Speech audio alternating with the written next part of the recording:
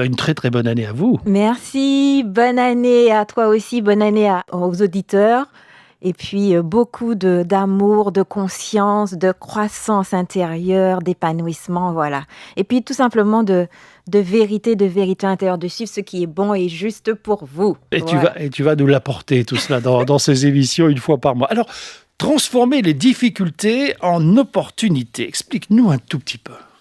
Alors c'est vrai que les difficultés, les challenges font partie de la vie. Et notre rapport à ces expériences que la vie nous propose va changer tout. Notre façon de voir la vie, notre façon d'aborder les difficultés va faire qu'on aura tendance à plonger et à y rester, ou à plonger, se relever, voire même se maintenir péniblement à la surface et puis continuer à avancer et puis voilà, se relever vraiment. Et donc, c'est toute une question on aime parler de mindset, d'état d'esprit. Et donc, effectivement, l'essentiel se passe entre nos deux oreilles. Notre façon de voir la vie, notre façon d'aborder les difficultés, de les percevoir, va changer notre façon de réagir. Parce que ce n'est pas tant l'expérience, le problème, entre guillemets, si on voit ça comme un problème, parce qu'on peut le voir aussi différemment, on peut le voir comme un challenge. L'expérience qui nous est proposée par la vie, eh bien, justement, on peut décider que, on va en sortir grandi, même si on ne sait pas nécessairement comment, ou on va devenir une victime impuissante qui n'a pas les moyens de s'en sortir. C'est vraiment une question de mindset et de choix conscient ou inconscient. Et c'est le vouloir aussi. Une intention de trouver les aspects positifs, les leçons, les choses qui nous permettent d'avancer et de trouver les ressources en nous. C'est vraiment une question de changer son état d'esprit et sa façon de voir. Parce qu'en fait, pour donner un exemple, pour expliquer un petit peu plus, j'aime parler aussi de fenêtre de recul. Et la fenêtre de recul, c'est le temps qui s'est écoulé entre le moment où on a eu une expérience qu'on a jugée comme étant difficile, quelque chose dont on ne voulait pas, etc., et qui nous paraît insurmontable. Ouais. Voilà, ou même qu'on juge comme négatif. Expérience aussi, expérience de vie. Le décès d'une personne, par exemple, qui nous était chère, etc. On a du mal à revenir, on a du mal... Exactement, un licenciement, peut-être son entreprise qui doit fermer, ou on perd son job, enfin des choses comme ça, les choses difficiles de la vie. Et donc en fait, ça peut être aussi une maladie, ça peut être... et donc la fenêtre de recul, c'est le moment entre... c'est cette expérience qui est vécue de façon difficile et qui est pénible, et le moment dans le futur où on se dit, en fait, cette expérience, c'était un cadeau pour moi dans ma vie. Parce que ça m'a permis de grandir, ça m'a permis d'apprendre telle chose sur moi, ça m'a permis de voir que j'avais des ressources que je ne soupçonnais pas en moi, etc. Et donc, en fait, plus cette fenêtre de recul est courte dans le temps, plus elle est petite, et bien en fait, plus on va rebondir plus vite. Et plus on aura de la gratitude pour ces expériences. Voilà, entre deux, la petite bouteille d'eau pour toi. Merci Pascal. Et donc, cette fenêtre de recul, justement, on peut la rétrécir en commençant déjà à se poser des questions différentes. C'est-à-dire que quand quelque chose est difficile, donc on peut déjà commencer à se demander, en fait, qu'est-ce que je dois changer en moi? Comment je dois grandir pour faire évoluer cette situation? Qu'est-ce qu'il y a comme bénédiction, comme cadeau, comme leçon à apprendre de cette situation? Et peut-être que la leçon, c'est moi, je ne veux plus jamais me retrouver dans une telle situation et j'ai compris comment j'y suis arrivée et maintenant je sais que je ferai en sorte de ne pas me retrouver de nouveau dans cette situation. On se projette dans le fait de ne plus revivre cette situation. C'est ça, par exemple, oui. La projection, c'est important aussi, Peggy, de se projeter. Se projeter comme étant quelqu'un qui est sorti, grandi de ça, qui a appris quelque chose et qui va vers un épanouissement progressif, en fait, c'est ça. Et donc, cette fenêtre de recul, c'est dire, même si je suis à un moment dans ma vie aussi difficile et je suis au fond du trou, et j'ai eu des ruptures qui ont été difficiles, enfin qui venaient chercher des choses en moi qui étaient très lourdes, il y en a un sentiment d'échec, on a un sentiment d'être abandonné, enfin voilà, tout ce qu'on peut ressentir quand une relation se termine, on se dit mince, qu'est-ce que j'ai encore raté des choses, voilà. Mais en fait, il faut accepter la séparation et se dire, commencer à faire le bilan, qu'est-ce que j'ai à apprendre? Qu'est-ce que j'ai à apprendre de cette situation? Parce que je crois que c'est un des principes que j'ai dans ma vie, c'est que rien n'est contre moi. Voilà. Et c'est une fondation que j'ai, rien n'est contre moi, tout concourt à mon bien. Tout me sert, tout concourt à mon bien. Rien n'est fondamentalement contre moi parce qu'en fait, ce sont des expériences qui sont là pour révéler ce qu'il y a à l'intérieur de moi, que je dois apprendre à aimer, à transcender ou à découvrir comme plus de lumière parce qu'en fait, on a des choses, des croyances inconscientes, des limitations qui sont à l'intérieur de nous et ces expériences difficiles nous permettent de les mettre en lumière. Parce qu'en fait, ce qu'on vit à l'extérieur, les choses que l'on expérimente à l'extérieur sont le reflet quelque part. C'est une espèce de miroir inversé, un peu déformé de choses qui vivent en nous. Donc, c'est l'opportunité d'aller regarder, OK, j'ai eu cette relation difficile qui n'a pas fonctionné. Qu'est-ce que ça veut dire qu'est-ce que ça révèle sur moi? Que m'a-t-elle apporté Exactement. de bien et qu'est-ce qu'elle m'a apporté de mal? Et on fait le tri là-dedans. Hein, oui, ça, et même ce qui est mal, je peux en sortir quelque chose de bien. Parce qu'en fait, parce que même si j'ai appris, par exemple, que je suis tombée dans cette relation et je ne savais pas bien poser mes limites et je me suis laissée un peu écraser. Je n'ai pas su m'affirmer ou affirmer ce qui était juste pour moi et je me suis trop souvent tue, par exemple. Je n'ai pas su poser des limites saines. Donc ça, on peut dire effectivement, ça c'est un truc qui n'est pas bon pour moi.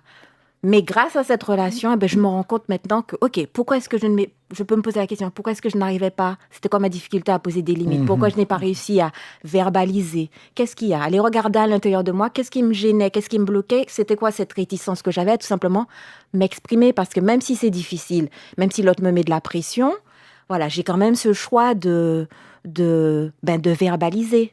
Alors après, toute proportion gardée, je parle de relations qui sont normalement saines. Je ne parle pas de relations avec des personnes qui sont violentes, qui vous battent. Là c'est encore autre chose. Hein. Mais en tout cas, parce qu'il faut... mais en tout cas, dans une relation dite classique, on peut se sentir effectivement... On peut perdre pied à des moments, s'oublier, etc. Et donc, on peut en apprendre. On peut tout simplement en apprendre sur soi et se dire, OK, comment j'en suis arrivée là? À quel moment je n'ai pas su dire non? Alors, à quel moment j'ai dit oui alors que je voulais dire non? Mais oui, ça c'est Et ça, c'est une question quand on commence à se dire, dorénavant, à quoi je vais dire non? Et en cette année qui commence, je pense que c'est une question que tout le monde devrait se poser, à quoi je vais dorénavant dire non? Pour pouvoir dire oui justement aux choses qui sont plus importantes pour moi, pour pouvoir m'honorer moi, honorer ce qui est juste et bon pour moi, à quoi je vais devoir dire non. Donc tout ça, ça fait partie d'un mindset qu'il faut entraîner. Le cerveau, ça s'entraîne parce que, vous voyez, c'est comme pour les athlètes en compétition.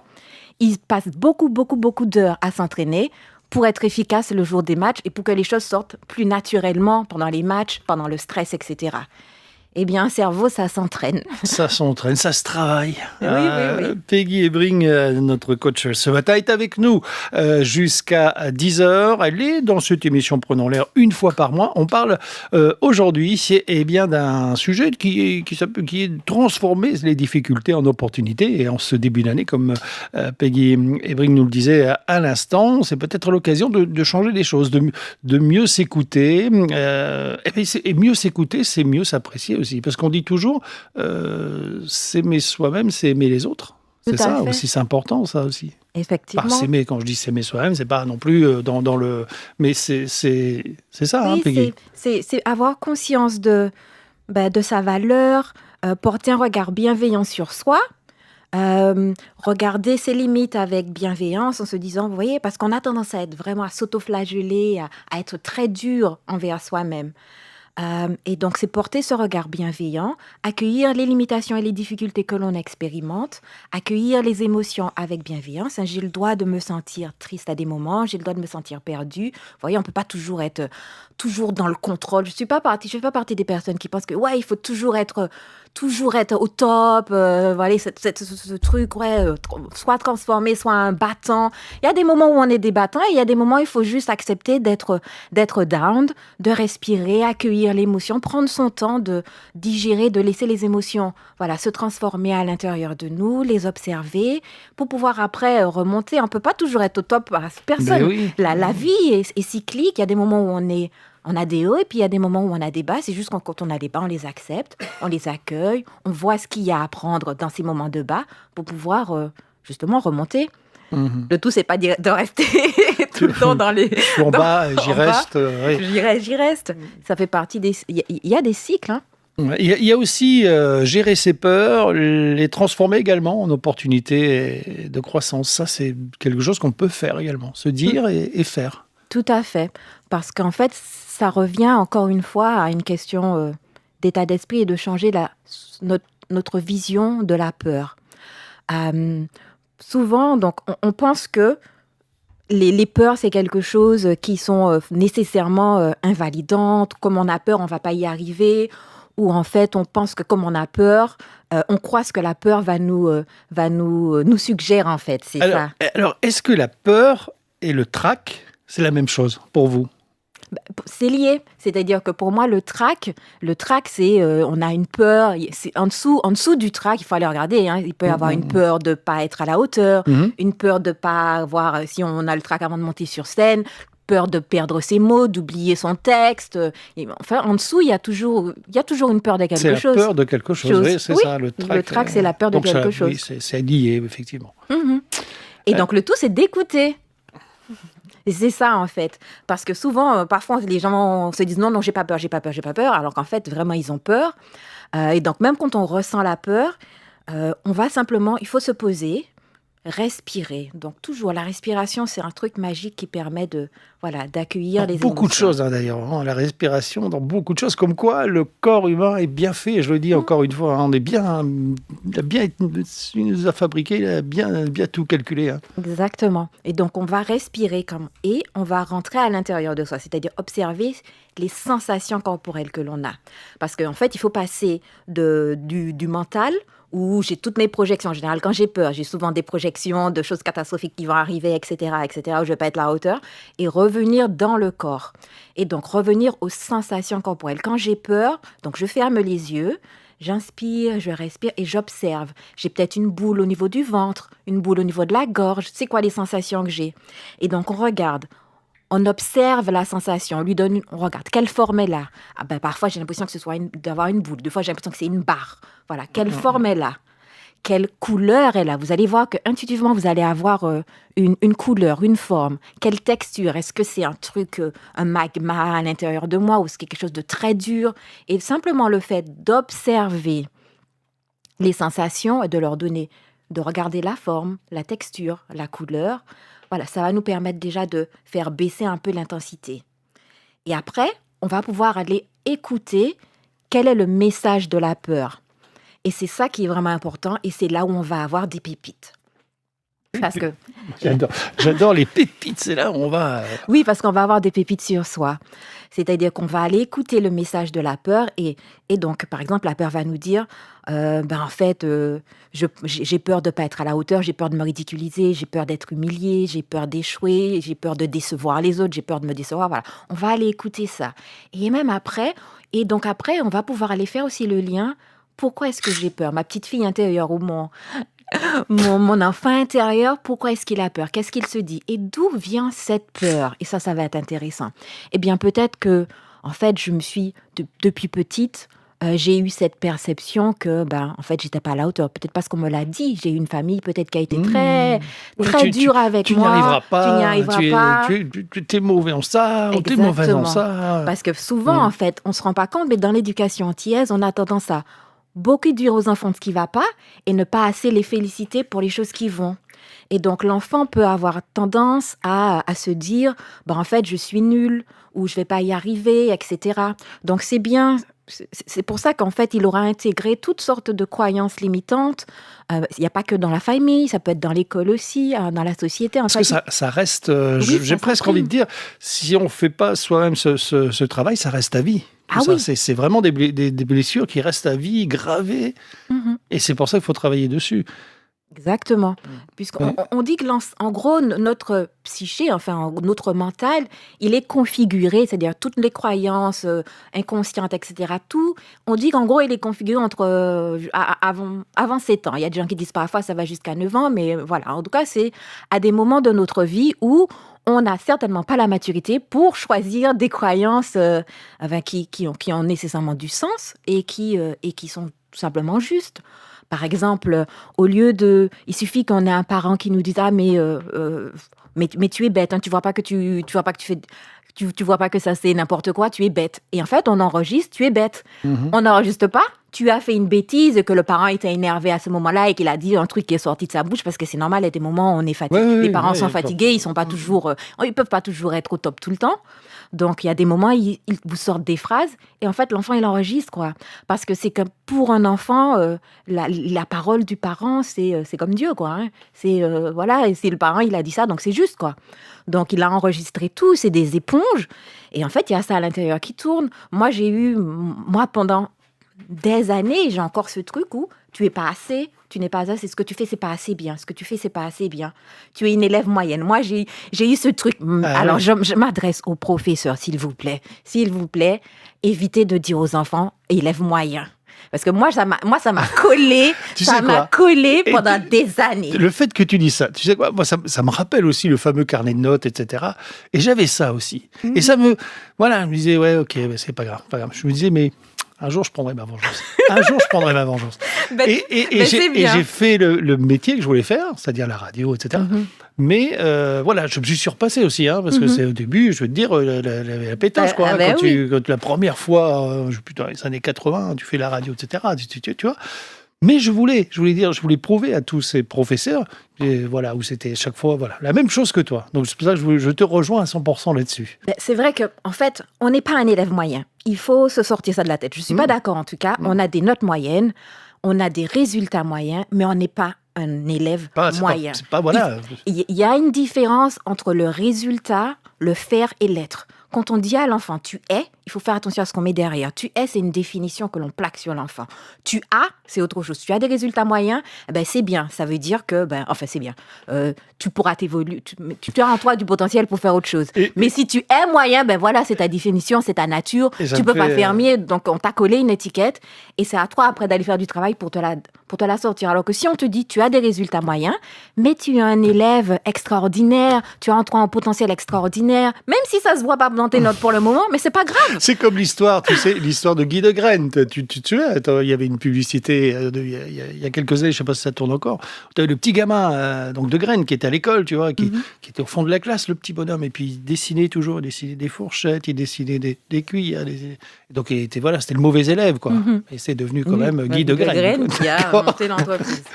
D'accord. Oui, c'est ça. Donc en fait, moi, je pars du principe que tous les enfants sont des génies dans quelque chose. Ils ne sont pas des génies dans tout, mais tout le monde a un génie, tout le monde a du talent. Et pour moi, dire à l'enfant, tu es médiocre ou bien tu es, c'est une violence. Pour moi, quelque part, c'est une violence. Et puis, c'est pas faire honneur au fait qu'en fait, il y a du génie à l'intérieur de lui. Et c'est ça. Et je pense qu'on devrait dire à tous les enfants que c'est pas parce qu'ils ont eu une mauvaise note en maths ou en français qu'en fait, que ça résume qui ils sont. Donc, il y a des enfants, effectivement, qui sont doués. Avec du travail, ils vont s'améliorer, bien sûr. Avec du travail, on s'améliore tout le temps. Ils ont la capacité en eux de faire mieux. Mais c'est toujours essayer aussi de leur faire voir qu'en eux, il y a beaucoup plus que ce qu'ils pensent. Et même si, effectivement, le métier de professeur, d'instituteur est difficile. Ils ont des classes chargées, ils ont un programme. C'est vraiment pas un métier qui est facile. J'ai plein de professeurs dans ma famille, mais voilà, essayez s'il vous plaît de ne pas leur dire qu'ils sont médiocres, ils ont des résultats médiocres, ils ont des résultats qui sont insuffisants, voilà. Mais voilà. Vaut mieux aider l'enfant, l'accompagner, que de le sous-estimer. Oui, voilà. Il est toujours capable de faire mieux. Bien sûr, bien sûr. Alors, dans tout ça, il faut mettre en place aussi, on va parler du positif, ça c'est très important, mettre en place cette routine du positif, chaque jour, se dire, voilà. Tout à fait. Sourions, soyons positifs, même ce qui n'est pas toujours facile non plus. Hein. Non. Et c'est pour ça que ça s'entraîne. Personnellement, je recommande aux personnes d'avoir une routine quotidienne.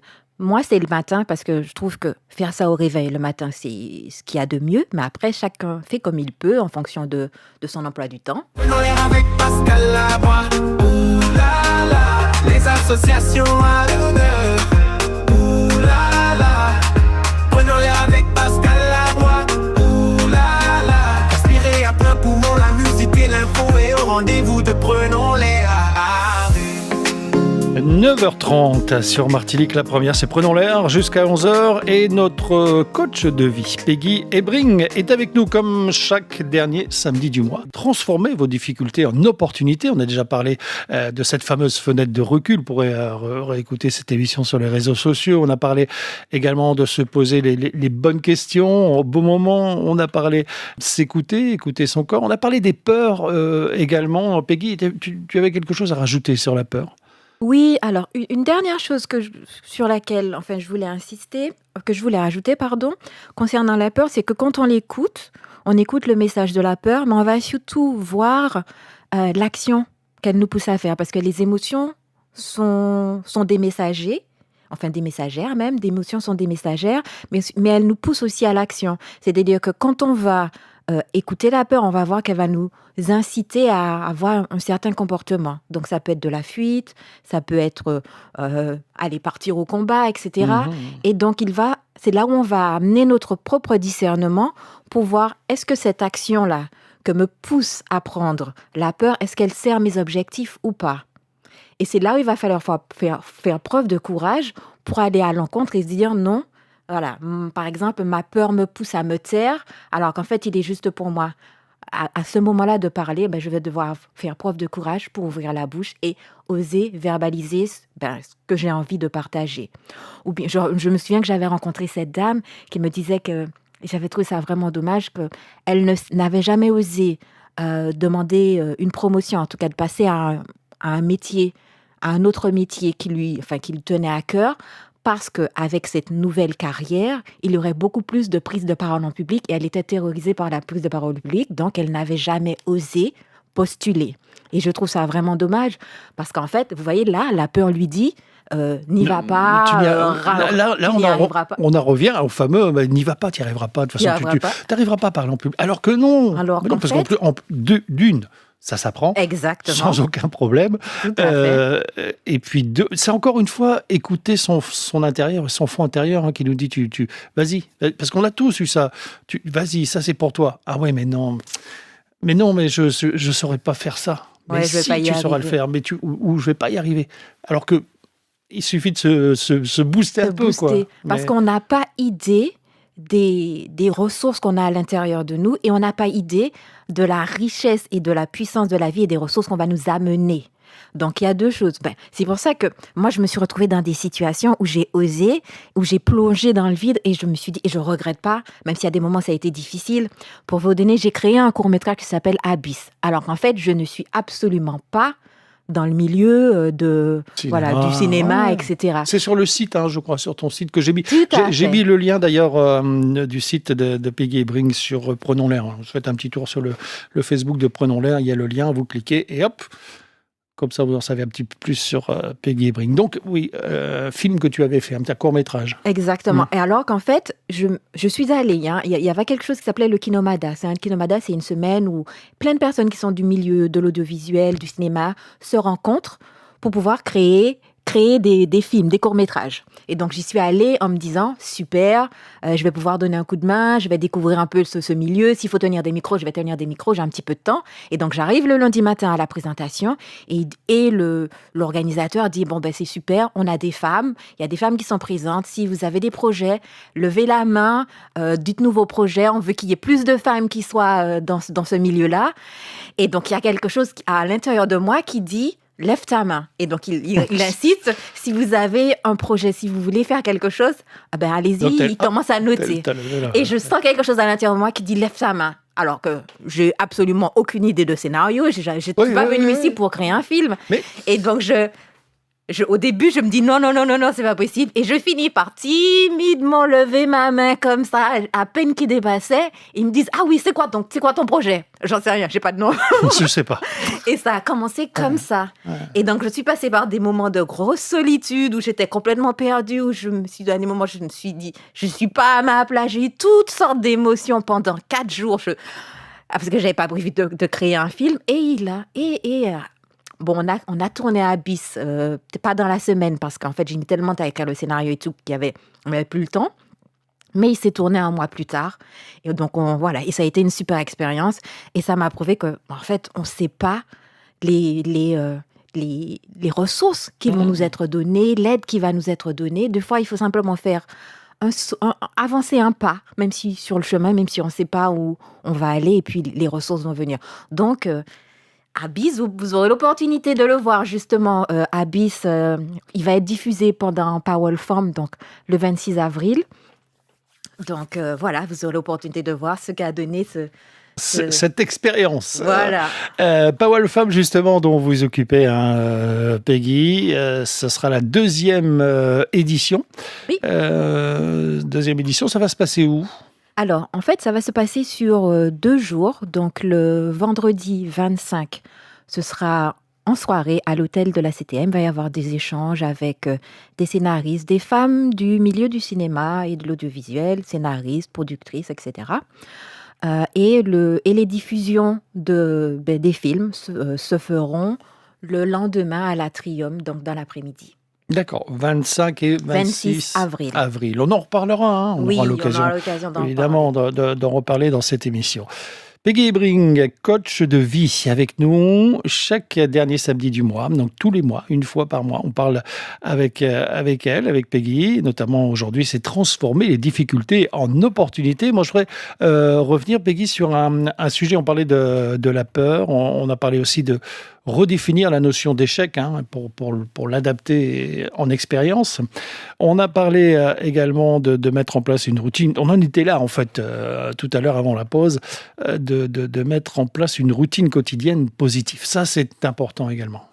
Ah oui, puisqu'en fait, c'est quelque chose qui va nous servir dans les moments difficiles. C'est-à-dire qu'on aura tellement entraîné notre mental avec cette routine à chercher les bénédictions, à développer de la gratitude, qu'en fait, ça va sortir plus facilement dans les moments où ce sera vraiment nécessaire et les moments difficiles où ce sera particulièrement nécessaire. Et donc, par exemple, moi, j'ai une routine de gratitude. Quand je me réveille le matin, je me dis, ah super, j'ai une nouvelle journée qui m'a été offerte, je remercie le divin, mes guides, mes anges, vous remercie ce en quoi vous croyez pour cette nouvelle journée et qui vous est offerte parce que c'est un jour de plus, donc pour expérimenter, pour vivre, pour être avec les personnes que l'on aime, etc. Donc, et je choisis aussi d'avoir de la gratitude pour des choses toutes bêtes, d'avoir ce lit, d'avoir cet appartement, d'avoir un toit au-dessus de ma tête, d'avoir de l'eau chaude. Donc ça commence comme ça le matin. Surtout en ce moment, l'eau chaude. Je sais pas pourquoi. Fut un temps, je prenais beaucoup les douches froides, tu vois, avec ce qu'on avait. Moi, mais là, en ce moment, on peut plus. On peut plus. T'es obligé de mettre t'es obligé de mettre un peu d'eau chaude. Bon, enfin. Bref. Non, moi c'est toujours eau chaude parce que je suis frileuse, donc ça a toujours été de l'eau chaude. Oui, mais l'eau, tu sais, l'eau était quand même tiède en fait. Oui, je vois, mais même pour moi, c'est. Ah oui, même pour moi, il faut chauffer quand même. Hein. Bon. Donc, remercier, avoir de la gratitude pour ça aussi, et bien puis sûr. Derrière, quelque chose moi, j'aime bien mettre une méditation. une méditation ou une visualisation positive. Par exemple, j'ai une app ça s'appelle Lit Vibe sur mon téléphone. Donc, je mets ça en route. Comment tu appelles ça? Lit Vibe. Lit Vibe. Ça C'est en anglais. L-I-T-V-I-B-E. Par contre, c'est tout en anglais. Mais vous trouvez, par exemple, il y a Gaia Méditation où vous pouvez commencer avec des affirmations positives le matin. Donc, Gaia Méditation, ils ont des choses qui sont très sympas. C'est même gratuit sur YouTube. Donc, une fois que tu as téléchargé, tu ouvres l'application et puis tu récites une... J'écoute et d'accord.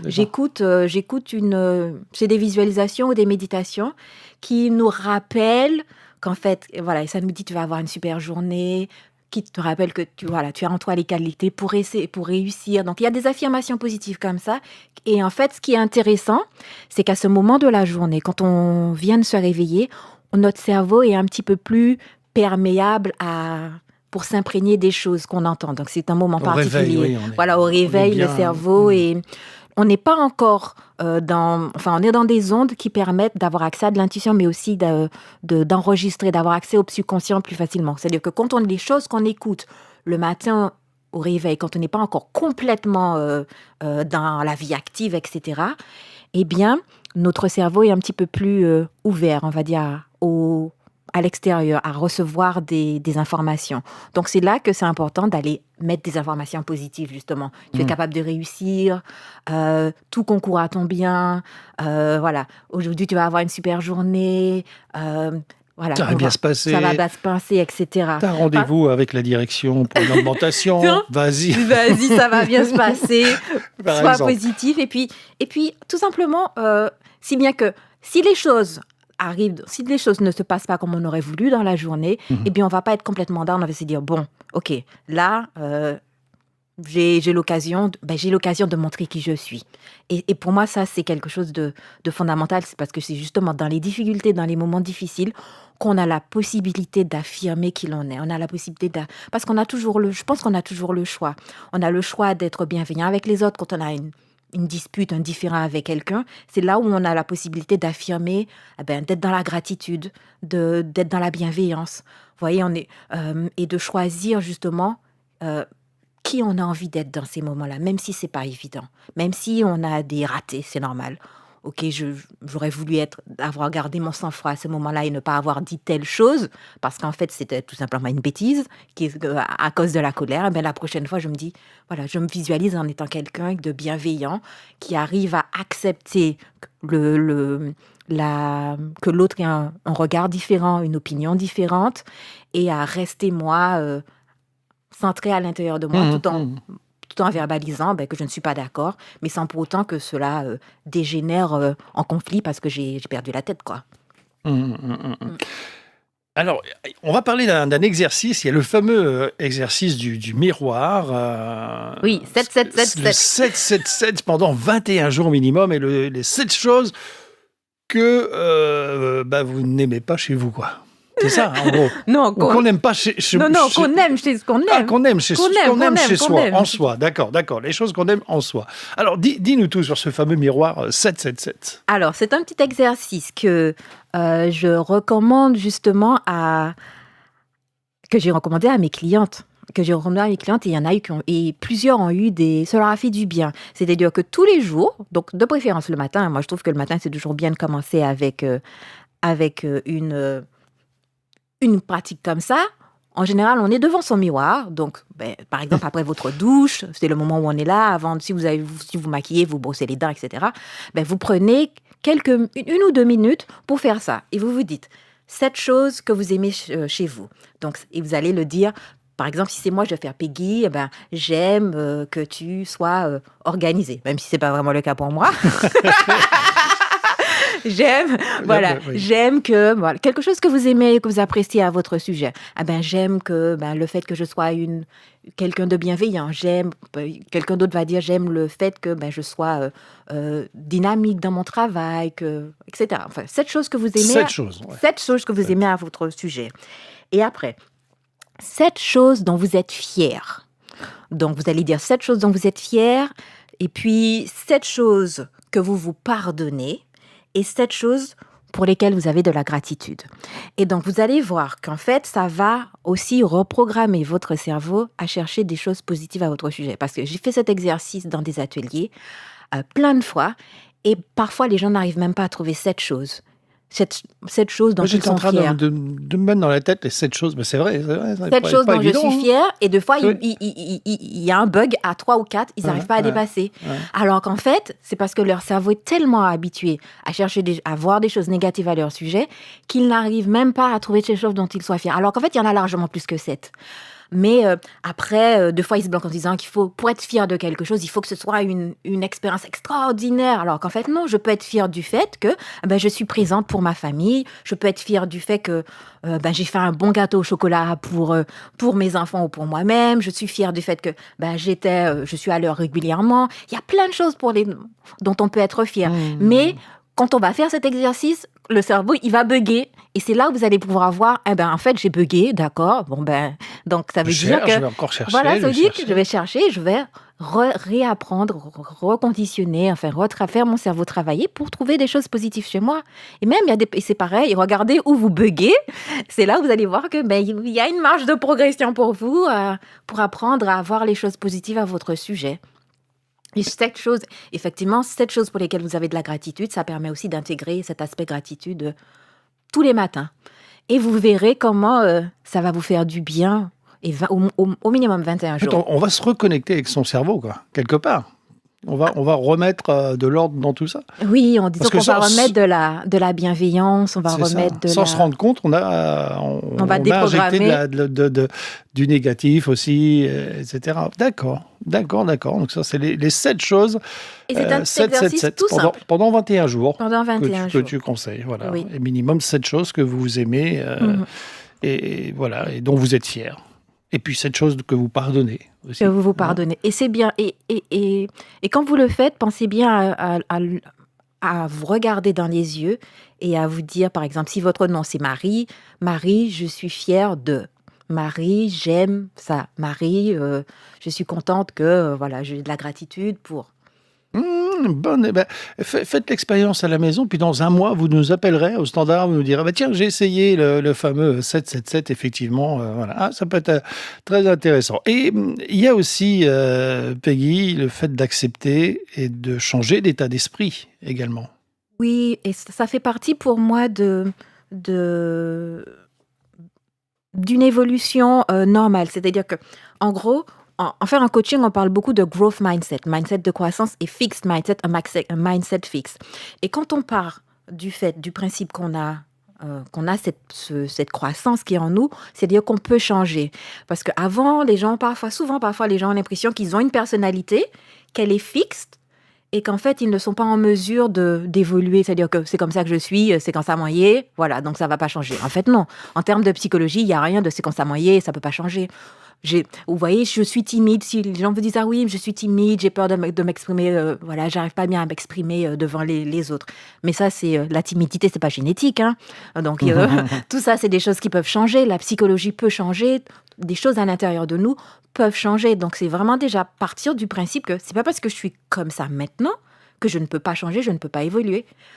Tout ça, c'est des choses qui peuvent être c'est comme transformées, comme transcendées, tu disais, améliorées. on parlait du 777 là à l'instant, mais c'est ça, c'est à force de se remettre dans le cerveau les 7 choses positives. Exactement. Qu'on n'a pas forcément, parce que tu disais souvent on a un bug à 3 ou 4. Ça nous... Et puis le cerveau, à force, il va... ça va devenir normal, il va l'intégrer comme étant normal, que ça va devenir donc naturel pour vous. L'état d'esprit, c'est ça aussi, quelque part. Pour moi, c'est quelque chose qui s'éduque quotidiennement, puisque de toute façon, l'état d'esprit que l'on a, il est globalement le reflet, le résultat des croyances que l'on a développées consciemment et inconsciemment quand on était petit, et après des expériences qui sont venues renforcer les croyances que l'on avait déjà. Puisque de toute façon, souvent, notre façon de percevoir les expériences, comment on les juge, ça va dépendre des croyances que l'on a. Si on considère que dans ma vie, tout pour moi sert à quelque chose, tout me sert, ben, je vais avoir une difficulté. Il y a un truc qui a raté, j'ai pas réussi ce truc-là, ben, je vais me dire, bon, ben, j'ai raté ça, mais à l'intérieur de cette expérience ratée, ben, il y a quelque chose qui est bon pour moi. Ça va me servir à autre chose. Et je vais chercher, comme j'ai ce mindset-là, je vais chercher ce qui est bon pour moi à l'intérieur de ça et je vais finir par le trouver. Alors que si mon mindset, c'est, mon Dieu, c'est toujours sur moi que ça tombe, j'ai jamais de chance, je suis nulle, voilà. Encore une fois, voilà, fallait s'y attendre. Ah ben, c'est ce qu'on va expérimenter. Donc, c'est comme ça qu'on va percevoir la situation et on va pas chercher plus loin. Et donc, tout est une question de perception. Rien n'est bon ou mauvais en soi. Pas se donner de limites. Voilà. C'est tout. C'est Nos ce limites. qui fait. Voilà. La limite, c'est nous qui la mettons, en fait. Et donc, c'est comment on perçoit les choses qui fait toute la différence, qui va nous permettre de rebondir ou pas, qui va nous permettre de voir les choses de façon positive ou pas. C'est vraiment une question de perception. Et la perception, ça se change. Ça s'éduque. Je ne dis pas que ça se fait en 2 jours, mais ça se change. Et tout le monde peut le faire. Oui, j'étais quelqu'un de Ouais. timide au possible. Mon Dieu, c'était la première fois que j'ai fait une conférence. J'avais des auréoles mais énormes sous les bras. On était en hiver à Paris. Je suis arrivée, j'étais en sueur. J'étais pas traumatisée, mais terrorisée. Et je me suis dit, je m'étais fait tout un film comme quoi, mon Dieu, ça allait être une catastrophe. Les gens allaient me poser des questions, j'allais m'humilier, me ridiculiser. Ah non, mais je m'étais fait des films. Et j'y suis allée quand même en ayant les genoux qui tremblent, c'est le cas de le dire. Et en fait, globalement, ça s'est bien passé. Les gens étaient plutôt contents. Mais voilà, il a fallu oser. Et puis, à force, la timidité, elle s'efface. Il devient une force aussi, parce qu'on la rééduque autrement. Et puis on sait que c'est pas parce qu'on a peur qu'on va pas réussir. C'est pas parce qu'on a peur, oui, c'est ça, c'est pas parce qu'on a peur qu'on va se planter. C'est pas parce qu'on a peur qu'on n'en est pas capable. La peur, elle fait partie du chemin, quoi. Hein. Donc on finit par s'y habituer, on sait que ça viendra, mais ça ne nous empêche pas d'avancer.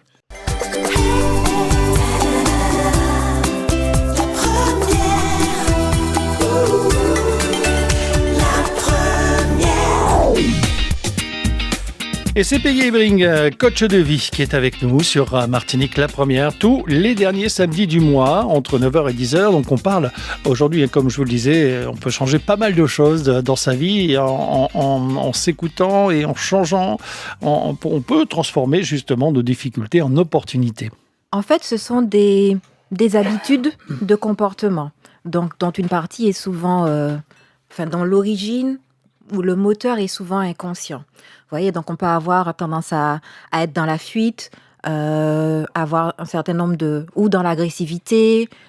Et en fait, prendre conscience de ces schémas va nous permettre de nous voir venir. Vous savez, Par exemple, pour vous donner un exemple, pour moi, la voix a été la voix parlée, parce que j'étais très timide pendant des années. La voix, ça a toujours été quelque chose de particulier.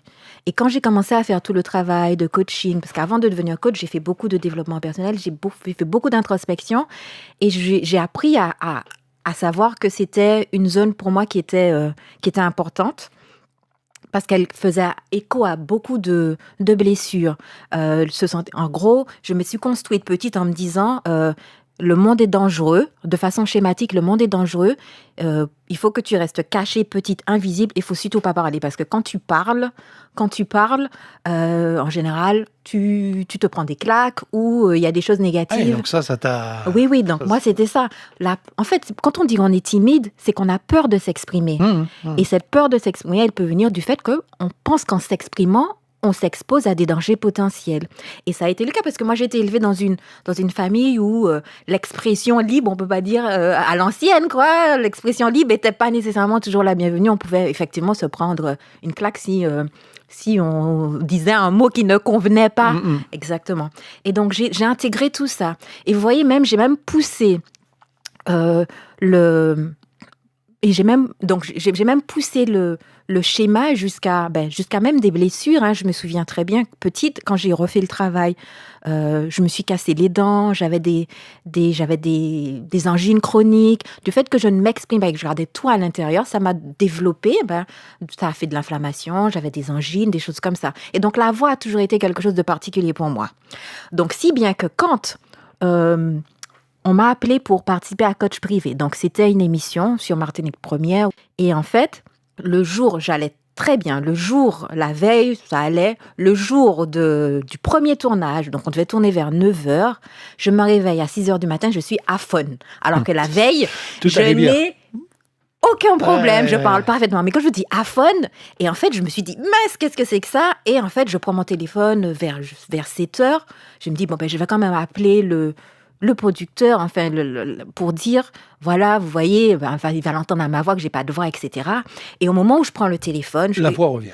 non, pas du tout. Lou, non, elle revient pas. J'ai une intuition.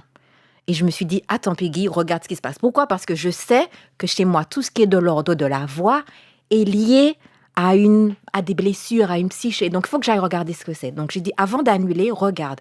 Et quand je regarde à l'intérieur, j'ai compris, en me connectant à mon intuition, qu'en fait, ça là, c'est un truc psychosomatique pour me faire fermer ma bouche. Parce que mon corps m'a souvent fait me taire. Ma psychologie a souvent trouvé des moyens pour moi de me taire. Et quand j'ai compris ça, je me suis dit, bon ben voilà, en fait non, on va tourner aujourd'hui, ma voix va revenir. Et j'ai fait ce qu'il faut et la voix est revenue, on a tourné à 9h. Et c'est ça, quand on connaît ces schémas, on se voit venir et on peut prendre de meilleures décisions. Il y a un numéro de téléphone qu'on peut donner?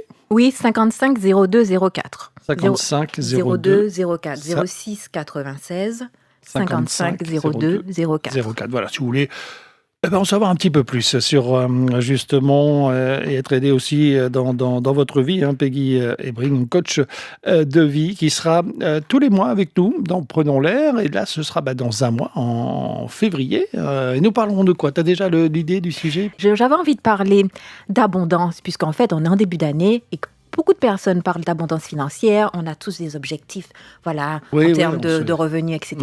Et je me suis dit, ça aurait été bien d'aller lier l'abondance au trauma. Comment est-ce que nos traumas nous privent d'abondance financière, par exemple, et même comment faire le lien avec les traumas sexuels. Ah, Donc, c'est un sacré challenge. Donc, ce n'est pas... C'est un sacré sujet. Ce n'est pas mon expertise. C'est pour ça que je trouve que c'est quelque chose dont on ne parle pas on va- du tout et qu'on ne connaît pas. Mais je veux faire venir quelqu'un qui va pouvoir en parler. Eh bien, on va faire cette émission, Peggy. Voilà, Peggy Ebring, votre coach de vie, désormais sur Martinique la Première. Merci beaucoup, Peggy. Ça passait très, très vite. Hein. Oui, merci beaucoup. Merci de m'avoir invité. C'est toujours un Eh ben, plaisir. rendez-vous dans un mois. Oui, rendez-vous dans un mois.